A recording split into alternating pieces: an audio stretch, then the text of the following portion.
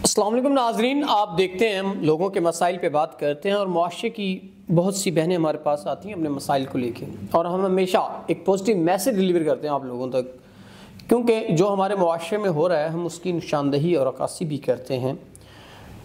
یہ بہن بڑی مجبور ہو کر ہمارے پاس آئیں اپنے مسائل کو لے کے، تو آئیے ان کے کیا مسائل ہیں ان کی زبانی جانتے ہیں۔ السلام علیکم۔ وعلیکم السلام۔ اچھا بہن، مجھے بتائیے گا زندگی کے کیا مسئلے، مسائل، کیا پریشانیاں ہیں جنہوں نے آپ کو اس قدر کمزور کیا؟ زندگی کے مسئلے مسائل تو یوں ہیں کہ میں ایک امیر باپ کی بیٹی تھی، لیکن میرے باپ نے نئی شادی کر لی اور مجھے بے سہارا کر کے چھوڑ دیا، اور ہر کوئی بات کرتا تھا کہ تم اور تمہاری والدہ اکیلی رہ گئی ہو۔ طرح طرح کے لڑکے آتے تھے، کوئی کچھ کہتا تھا، کوئی کچھ کہتا تھا کہ تم ایسے کرو کہ اپنی والدہ کا سہارا اکیلی نہیں بن سکتی، تم ہمارے ساتھ چلو۔ میں نے کہا نہیں، یہ نہیں ہو سکتا، یہ تو میں کبھی نہیں کروں گی، زنا تو میں کبھی سوچا بھی نہیں۔ تو پھر بار بار یہ کہتے تھے کہ کیا کرو گی، یہ بتاؤ کہ تم اپنی والدہ کے ساتھ اکیلی کدھر جاؤ گی۔ تو میں پھر بچوں کو پڑھانا شروع کر دیا، پڑھاتی تھی اپنی والدہ کا، اپنا گزارا کرتی تھی، اچھا گزارا ہوتا تھا۔ بس کوئی رشتہ دار یہ کہتا تھا کہ تم وہاں بیٹھی اکیلی اس گھر میں کیا کرتی رہتی ہو، تم کیسے گزارا کرتی ہو اور کیسے اپنی زندگی گزارتی ہو۔ کوئی بات کرتا، کوئی، لیکن میں نے کسی کی بات پہ دھیان نہ دیا۔ اور ایک وقت یوں آیا کہ والدہ بیمار ہو گئی تو میں بھی خود پریشان رہنے لگ گئی۔ تو میرے پاس اتنے وسائل نہیں تھے کہ میں اپنی والدہ کو ہی لے کے جا سکتی۔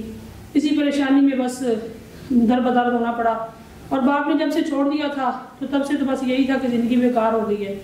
اور اب میری زندگی کچھ یوں ہو گئی ہے کہ میں یہ سوچتی ہوں کہ کہیں اپنے آپ کو کسی کے حوالے کر دوں، اپنی والدہ کا سہارا کسی کو بناؤں، کوئی میرے پاس ہو جو میری عزت کرے اور میری والدہ کی عزت کرے، میری والدہ کو اپنی والدہ سمجھے، لیکن کوئی ایسا انسان جس کی تلاش میں ہوں کہ وہ نکاح کر لے میرے ساتھ۔ ناظرین، بہن نے بتا دیا کہ کوئی ایسا انسان جو ان کی والدہ کا بھی سہارا بنے اور ان کا بھی، لیکن نکاح کر کے تحفظ دے ان کو۔